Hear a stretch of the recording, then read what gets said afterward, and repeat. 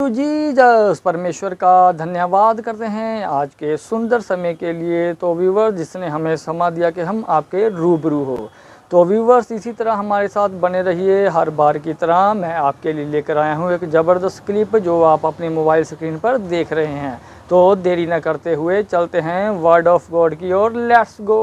सुन ली गई और तेरे दान परमेश्वर के सामने स्मरण किए गए हैं। दूत कह रहा है कि तेरी प्रार्थना सुन ली गई है, तेरे दानों को याद किया। दूत कह रहा है, तुम कैसे परमेश्वर की बात को दरकिनार कर सकते हो? हालेलुया। अगर आप अमेरिकन जो बिजनेसमैन जिनसे मैं कई बार बात करता हूं, जो बिलियनियर्स हैं, मिलियनियर भी नहीं, बिलियनियर्स, ऐसा नहीं है कि वो आपसे ज्यादा धर्मी हैं, ऐसा नहीं है, या उनकी प्रेयर आपसे ज्यादा है, ऐसा भी नहीं है, पर उनका विश्वास बहुत जबरदस्त है। बोने में समय नहीं लगाते, वो millions and millions of dollars बो देते हैं मिनिस्ट्रीज में कामों के लिए, और इसीलिए परमेश्वर उनको बोने के लिए, काटने के लिए देता है जब उन्होंने बोया होता है।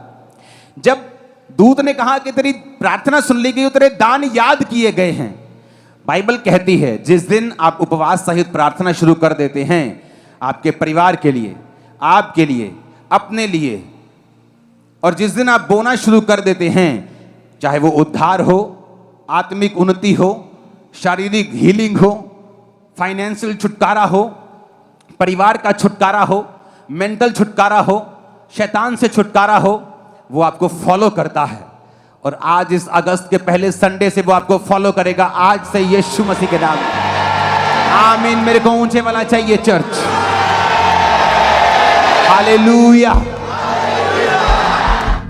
बहुत से प्रार्थना वॉरियर्स गरीब रह जाते, क्यों?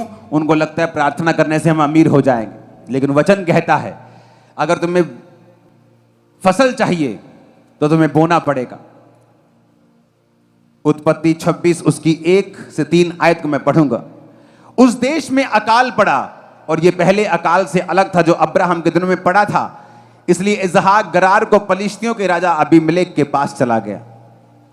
वहां से यहोवा ने उसको दर्शन देकर कहा, मिस्र में मत जा, जो देश मैं तुझे बताऊं उसी में रह।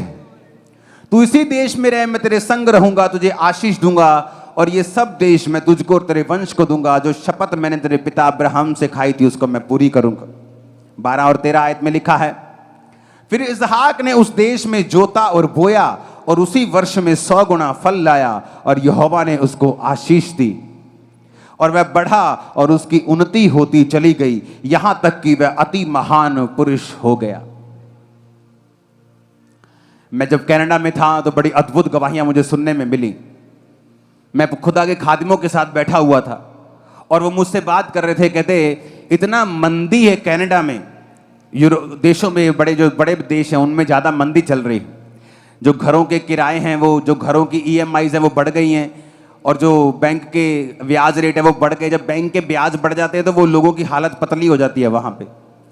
तो बता रहे थे कि इतनी मंदी है, इतनी मंदी है कि लोगों को बड़ी मुश्किल हो रही है वहाँ पे। और जब मैं बात करके अपने चर्च में आया और वॉलंटियर से मैं बात कर रहा था, तो एक वॉलंटियर मुझे टेस्टिमनी दे रहा था कि मैंने यहाँ पे इतना परमेश्वर ने मुझे ब्लेस किया है कि मैंने अपना करोड़ों रुपए का घर लिया है। ये दोनों बातें अलग अलग थी।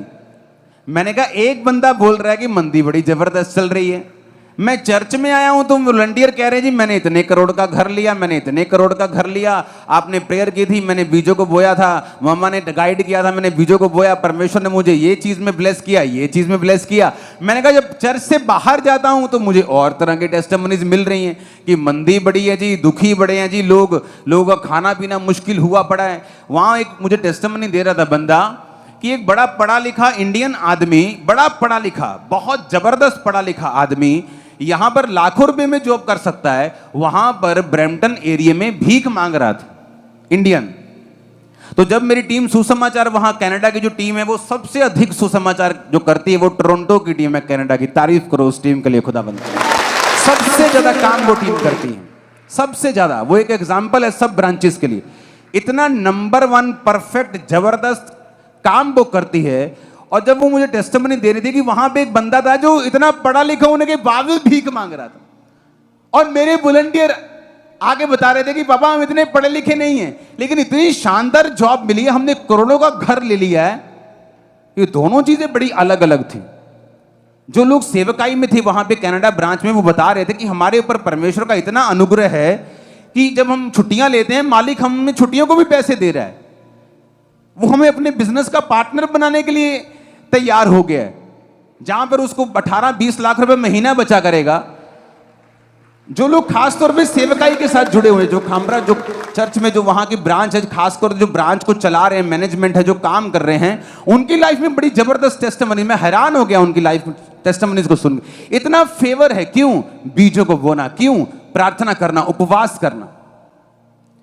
तो एक तरफ सूखा पड़ा है, एक तरफ लोग भीख मांग रहे हैं, एक तरफ लोग लाइनों में खड़े हैं, और दूसरी तरफ कम पढ़े लिखे लोग टेस्टिमनीज देने के लिए आ रहे हैं कि हमने घर ले लिए, पापा मेरे पास 4 गाड़ियां हैं, पापा मैंने परमेश्वर ने मुझे बरकत दी है, मैं अपना रेस्टोरेंट खोलने जा रहा हूं, परमेश्वर ने मुझे बरकत दी है, मेरी फैमिली ने मुझे ब्लेस किया, मेरे बॉस ने मुझे ब्लेस किया है, वो मुझे अपना पार्टनर बनाना चाहता है। टेस्टिमनीज देने के लिए लोग आ रहे थे। मेरी टीम में कितनी टेस्टिमनीज थी कि परमेश्वर ने मुझे ब्लेस किया, मैं एक नया रेस्टोरेंट खोल रहा हूं, वहां पे मुझे इतने लाख रुपए एक महीने का एक रेस्टोरेंट से बचेगा। तो मुझे साफ साफ नजर आ रहा था जो वचन में लिखा है, जो जितना बोएगा वो उतना ही काटेगा। एक तरफ अकाल पड़ा हुआ है, लोग भूखे मर रहे हैं, और वचन क्या कहता है? इसहाक ने कहता उसी देश में जोता बोया 100 गुना फल लाया, और प्रभु ने उसको आशीष दी। क्यों? क्योंकि इसहाक भी अपने पिता अब्राहम की लीक के ऊपर चलता था, वो भी टाइथ देने वाला इंसान था।